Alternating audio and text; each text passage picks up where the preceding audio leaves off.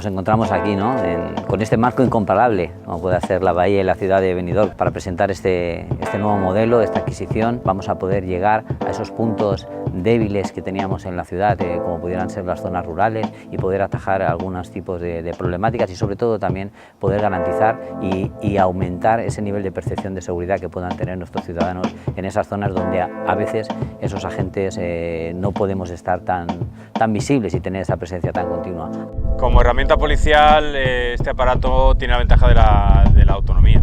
La autonomía es la que te da la operatividad para poder empezar y terminar un trabajo sin tener que volver a la zona de aterrizaje para cambiar baterías o para prolongar el tiempo de vuelo. El coste de esta aeronave permite hacer trabajos muy similares a los que podría hacer un helicóptero. Favoreciéndonos de la autonomía que tiene el HYBRiX 20, pues queremos utilizarlo como un patrulla más en el aire, sin tener que bajar a cambiar baterías ni nada, poder utilizarlo en rescates, en búsqueda de personas, vertidos ilegales.